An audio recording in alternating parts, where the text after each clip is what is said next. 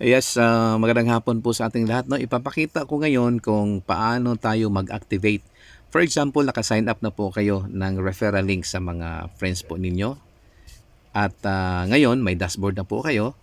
So, paano mag-activate? So, simple lang, no? So, pasok muna tayo sa Sony Music Pro. .pro. Okay? At dito, for example, pasok tayo sa portal login. So, let us say, kung inactive ka pa, naka-sign up ka lang, so ito siya ay inactive, hindi siya activated. Inactive pa lang yan.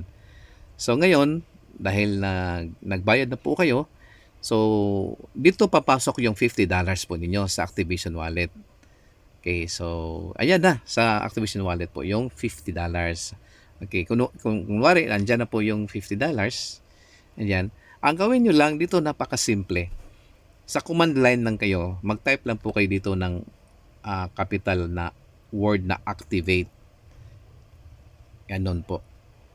Yun. Okay? So, dahil may $50 ka na, kunwari may $50 ka na sa Activation Wallet kasi nagbayad ka na, so pwedeng ikaw na ang mag-activate. I-type mo lang ang activate na word dyan sa command line. Tapos, send. I-click mo yung send. So, automatic, magiging activated na po yung account po ninyo. Alright? So, napakadali, napakasimple po. So, review na lang ang video para ma-familiar niyo po. Maraming salamat.